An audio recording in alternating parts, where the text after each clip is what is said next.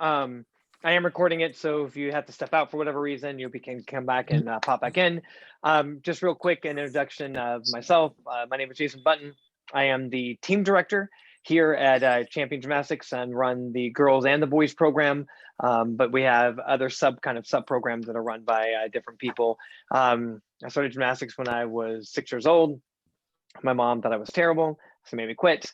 But then I fell in love with it later as I got older, when I was 14, and then worked at several clubs here in the area, but I've been a champion since 2006. Ran their boys program for a while, ran their preschool program in Oldham County for a while, and now I run the competitive program here. I do work primarily with the upper levels, but like I told some of you in the hallway this afternoon, I will be also coaching level 2 in the upcoming season, instead of just staying all upper level, just trying to kind of get back in touch with some of the younger guys. I enjoy their enthusiasm, and taking a break from the teenagers is never a bad thing. Anyway, if you have any problems or questions during your experience here at the team program, you can always come to me directly. But of course, the coaches are always open. I'm going to talk first primarily about girls pre-team and girls level 1. A lot of it will pertain to everybody, but then the pre-team and level 1 girls can log off when I go in to talk about boys level 4 and girls level 2 and up. In general, our sport is secular. So rec classes, you can kind of go in and out, but with gymnastics, in the summer, that's when we're working on parts and skills for our routines. Then in the fall, we start putting them together in pieces. Then in late fall and winter, we compete. And then in January of that following year, when you start in the summer, that's when you begin working on skills for the new level while you're competing. So you do some routine work and then work on the new skills. Then season ends for most athletes in March. And then April through June, you hyper focus on learning those new skills. And then June hits, and then you either repeat the level that you're at because you haven't mastered those skills well enough or haven't learned the upper level skills well enough yet, or you move to the new level and the whole cycle repeats. So it's not a traditional sport that has seasons. It is a year-long sport with different kind of focuses. So when you do sign up to join the team, you're committing for the whole year. Now, that said, it's not so much a financial commitment as it more is a mental commitment. Of course, if you want to switch gyms or you're moving or retiring, as long as you let All About Kids know before they bill, you can drop for that, and it's not that big of a deal. We do, of course, like to see them finish the season, and the coaches will work with you if there's a conflict or a problem to help resolve that, because we're just as committed to them as we hope that you are committed to us. We do ask that you be on time to practices. Each part of the workout's important, and we always begin with aerobic fitness and flexibility work. And if they can routinely miss that, that will make the other aspects of the sport more difficult. So we do ask that they be on time, or 5 minutes early. Also, communication is primarily done through email. As you get to know your coaches, it could be they want to share their phone number so you can text them. With me, you can text or email or call. I'm always available on all of those platforms, but with coaches, mostly it's email. Also, all the communication from the gym, as far as your meet schedule or things like that, it's all email. So you want to make sure that you are receiving that. On our website, if you go to championgym.com, so All About Kids is still our parent company, but championgym.com, that's where you go if you want to find team-related information only. We have our schedule there. We have information about our summer camp. We have clinics and all kinds of different events that we do throughout the year. You can find that on our website. But if you go to championgym.com and look at our team, that's when you can find the staff. And that's how you can find bios about them and emails in order to contact them. Super important, whether it's summer or school year, a lot of them practice in the afternoon for long chunks of time, or evening for long chunks of time. We want to make sure that they are fueled appropriately. Please make sure they have a snack, and that they have the right kinds of foods in their body, so that they can have the energy. Yes, they can bring a snack. And by the way, guys, feel free to interrupt me at any point. If you have a question, just unmute yourself or speak up so I can address that. There could be other people have the same question. By no means does this need to go uninterrupted. So make sure they have a snack in their bag. should they need it throughout the workout, and of course properly have eaten prior to the workout. Please always support your coaches. Seek first to kind of understand the situation if your kid comes back complaining about something, or if you're concerned about something, support them, and then at the same time, don't ignore whatever your kid has shared with you. Make sure you reach out to the coaches and kind of form a communication if there is a conflict. That said, we do need to leave the coaching to the coaches. Even if you have a coaching background, whether it be gymnastics or dance or other youth sports, it can be very confusing to the kid to hear one thing from their coach and another thing from their parent. And we want to make sure that both the coach-athlete relationship stays strong, and also the relationship with yourselves and your kid. If they're asking for help or advice, go to your coaches and like, hey, she keeps asking me to watch her cartwheel at home or her round off. I don't know what to tell her. The coach can then share, hey, we're really working at trying to fix this. And it could be that your advice due to your background is still accurate, but there's kind of, we chip away at deductions and we don't want to overload them with too many corrections at once. So definitely leave the coaching to the coaches. If you're watching from the balcony, we don't want the kid on the bar doing this the whole time and risk falling off the bar, because half the time while they're on the bar, they're looking up at their parent instead of focusing on their class and their practice. So we do ask that you support the coaches by allowing them to coach and opening up communication when and if you do have concerns, or if you want to know about progress. In general, you're always welcome to stay and watch practice, but gymnastics progresses at a very slow rate. And I'm sure you'd feel the same if you were watching them learn in school every single minute of the day. You'd be aware of when they goof off or when they stand in line. That might drive you a little bit more nuts than you might care for. So I recommend popping in when they are really excited to show you a new skill they've been working on, or just every now and then just to see how they're doing. But of course, you are welcome to stay and watch practice anytime.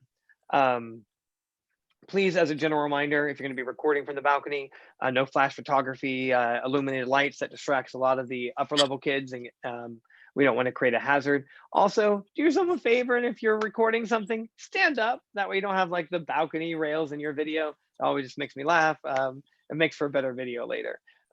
Practice apparel. There's no required attire, but there is required type of attire. So it's not like a ballet class, we have to have a black leotard and pink tights, but all the girls do need to wear a leotard, no shorts of any kind. If they are experiencing that monthly visit, then of course shorts can be appropriate at that time. Outside of that, just regular leotard for the boys, form-fitted shirt and shorts. We don't want loose clothing to cause them to get caught on the bar or cause a spotting concern. So there is a dress code, but no required leotards. Every now and then we'll have special events though, and wear certain leotards, and I'll explain more about that later when I could talk about level 2. If there's an injury and they have to be out, let's say they break their finger on the playground, they may not be able to do bars, but they can come in and do beam or floor and things that use their legs. So communicate with your coaches what the injury is. If they're only doing a partial part of practice, we do have an injury request form that's on the documents page on our website. And you can always fill that out, and we can just prorate the tuition based on how much of the practice they're attending due to missing part of it due to an injury. Real quick, I'm going to be talking about the performances and competitions for pre-team level 1. For those, they have pre-team has 4 meets, level 1 has 5. They are all in-house structured meets, meaning that they'll be held at a local gym. 4 of them are ours. We have 2 performance days and 2 competitions, Champion Challenge and Super Bowl Challenge. They start in October, November, and then they go through till March. The last one is a travel meet. Well, they'll go to SIGS, across the bridge. Southern Indiana has a gym there, and they'll compete in a travel meet. That'll be at their end of their season, kind of to wrap it up and prepare them. Those meets are based on participation. So they'll get a score based on how they did, but they're not going to be ranked. Level 2, that's when they start being ranked based on how well they did. Level 1 and pre-team is just kind of get your feet wet to make sure your kid likes performing routines in front of a judge and kind of prepare them for level 2 should they want to do that. So like I said, they'll have those 4 or 5 meets depending on pre-team or level 1, and then we'll have a couple of parades and other kind of performances throughout the year. All the information I am talking about will be in a handbook that will get sent out prior to orientation, and I'll kind of review a lot of these things in orientation, but since you guys are brand new, wanted to have a chance to talk with you more one-on-one. In the grander orientation, will be a lot of parents that have been there a while, and things may not be covered as an in-depth. So doing that today. The financial obligations. So there's a required summer camp for levels 2 and up. So if you're a level 2, there is a summer camp that's required after your level 2 season. So it is not required moving into level 2. It is this year, it is June 21st, 22nd, 23rd, 24th. It's 9 to 4. We bring in Olympians, college coaches, athlete or coaches from around the country. It's a great experience that kind of jumpstarts their summer training and get a lot of really great instruction from experienced coaches around the country. Now, though it's not required for any of you that are joining, you are definitely welcome to attend this year. Cost is $340, and you call All About Kids in order to sign up for it. It's 9 to 4 on that June 21st, 22nd, 23rd, 24th. That said, there are no team practices that week, so it's kind of a shutdown week to give athletes a little bit of a rest for those that are not doing the camp. But we would like you guys to participate in it. All you have to do is call All About Kids, but plan on, if you will be a level 2 in the upcoming season, on participating it in the next year. And those new dates will come out when I send the updated handbooks out to you. As far as financial obligations, you pay tuition pre-team and level 1 through All About Kids, as some of you have already been doing. Of course, the rate goes up based on the level that you are now and the amount of hours you're training. The additional cost is you'll have a competitive Leo if you don't have that already. That's usually around $50 to $60. We have a team t-shirt that you'll also get, that's around $20, and then your competition fees, which total $260. So each meet, so it's only $260, sorry, if you're level 1, there'll be 5 meets. For a pre-team, it's only 4 meets, and the cost is $200. That will be billed in September. So you still kind of have time to make sure, oh, am I really wanting to do this, as they're learning the routines this summer. But then those competition fees that are non-refundable, because we pay for those meets way in advance, is September 1st. So with that said, that's pretty much everything you need to know if you are during pre-team or level 1. So do any of the pre-team or level 1 parents have any questions for me? So when is the first practice for level 1? So you guys would start June 8th, Tuesday, June 8th. That's when we start the summer schedule.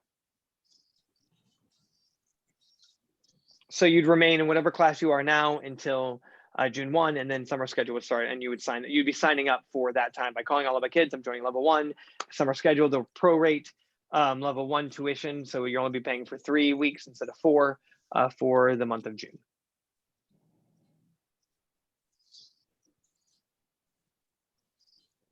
Any other questions? Pre-team level 1?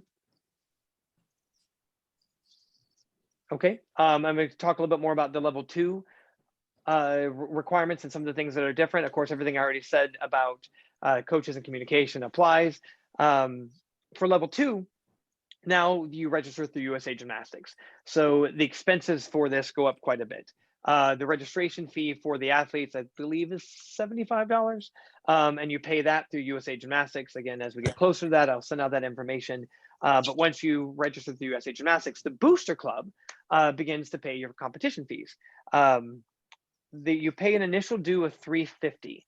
Now these meets are not all in-house. You're traveling to different clubs, both in Tennessee, Southern Indiana, and Southern Ohio. Not too terribly far, no more, like we wouldn't go farther than Nashville. That's kind of a 3-hour radius is the farthest we travel, but we do sometimes go up to French Lick, and we've done a couple meets there, Cincinnati for sure, and Indianapolis on occasion. We'll travel there with our level 2s. So that the season, the schedule for that season will come out in midsummer, so you can start planning for it. When you plan for a competition, you'll typically have, it could be anywhere in a 3-day weekend.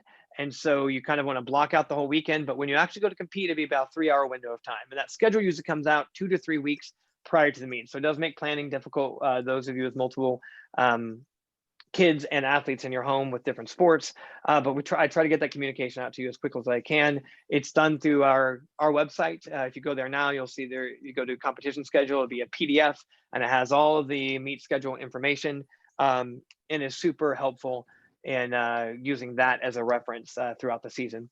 So again, going back to the Booster Club, you would initially pay $350 as a membership due, because they're going to start paying all of your meet entries, and they use that $350. And you fundraise or pay out an additional $500. So for a total of $850. So you $350 initially, and then you can fundraise or do installments of the additional $500. Now that actually is only $850. The cost for your kid to compete, when you factor in entry fees and coaches' expenses, and some of the other educational things that they provide, and they bring in judges throughout the season to give the critique and feedback, is actually $1,600. So they come up. You contribute half basically of what is needed. The other half comes from volunteering at a meet called Derby Classic. Derby Classic is hosted at Mid-America Sports Center down the street. It's a 100% for-profit meet for the Booster Club. I myself help plan it and help run it, as does our owner, Angie Tyler, but we do that as a volunteer because we want all the profits to go to the parents, and that allows you all not to have to pay the $1,600 in competition fees, but half that, $850. Or if you take advantage of this very simple fundraising things that we have, one is called script cards. Not sure if you know what that is, but it's basically selling gift cards that you can buy just for yourself if you're going to Disney World or staying in the Best Western Hotel. There's different kinds of gift cards that you can purchase, both digitally on your phone or physical cards, and you get a kickback for that. And a lot of our parents, that's the only fundraising they do, and it's a simple, easy way to accrue that money, and some just pay it gradually as well. But the fundraising is there for the parents that want it and want to take advantage of that to help lower those competition costs. So in general, All About Kids covers tuition, or you pay tuition to All About Kids. You buy your uniform through All About Kids, and so the warm up is a little bit more expensive. The leotard for level 2 is the same as preteam and level 1. So if you already have that, you already have the Leo if it fits. We are getting new ones for level 3 and up, but level 2 will keep that same one that we used this past season. And then you would pay All About Kids for the summer camp next summer. Now that you join in the Booster Club, is going to take care of your registration fee, coaches' travel expenses, those practice judges that come in, education for the coaches. We have an end of season banquet for level 2s and up that's really nice, and they take care of that. And then we have camps and clinics for upper level kids that you'll get to take advantage as you progress. And then we do flowers that we give to your kids at state meet, or Booster Club does. So that's kind of where all your funds are going with them. That's pretty much all of the financial obligation. Does anyone have any questions about the level 2 team program?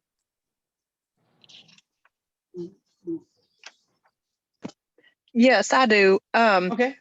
When you mentioned the camp, June 21st, Yes. I missed the part. You said you did want the new level 2 people that are just now coming in, they're allowed to participate, or should wait until the next? They are definitely invited and allowed, and we would love for them to participate, because the rest of any level 2s that are repeating level 2, they'll be there. So some of their teammates are going to be going, but it won't be required, because of course you only have a month and a half. You might have a vacation scheduled. The reason we require it is we bring in all these high level coaches, and we can't do that without the entire team program participating. What is yes? I'm sorry. What is the registration for that? Like the end? You can register. You can register anytime, and it's $340. Okay. And what are the hours? It's typically 9 to 4. I know Coach Abby is the one that'll be running that event. She has been toying with the idea of not having the whole program in at the same time and do a morning shift and an evening shift due to COVID and trying to space out. It just kind of depends on what the capacity allowed is. We're close to 100% capacity, but we still have to fit on all the equipment and make sure our groups are small enough. But typically it is 9 to 4, Monday through Thursday of that week. Okay, thank you. You're welcome. Any other questions?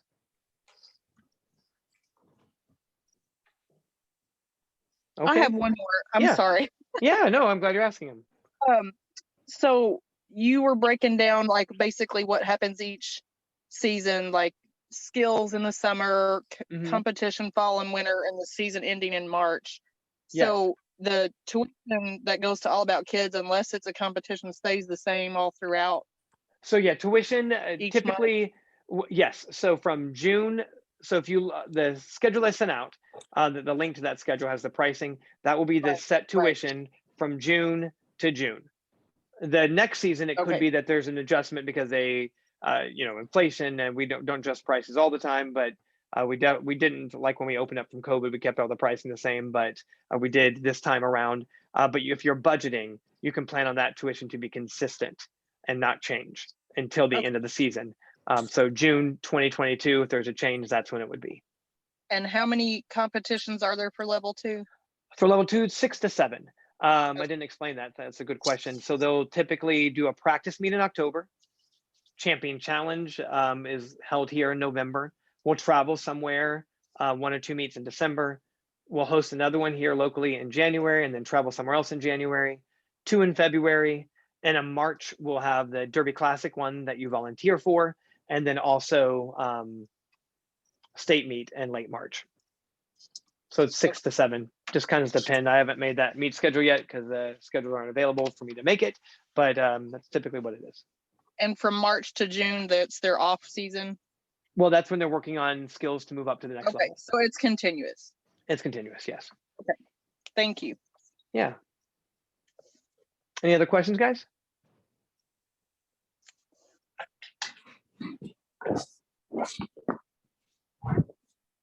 All right. Well, there's no other questions. I don't have anything else for you this time. I know I went over a lot of information. Like I said, it'll be recorded and I'll send it back out to everybody to re-listen if you want to, but there'll be a more in-depth orientation meeting that will be via Zoom at the end of, right before we move up. So that Monday, June 6th. And if you are enrolled, you will get all those emails and you'll be able to plan for that. And the Booster Club will be present at that meeting too, to answer questions and talk a little bit more about, there's some other volunteer commitments that I didn't really touch on, but I did just want to make sure I stayed fixed on the financial commitments, because I know that's a big deal when joining a team. All right, guys, well, that's it. I've enjoyed working with your kids today at the Tryout, and reach out via text or email if you have any other questions. Okay, Thank you. you're welcome. Thank you. Bye.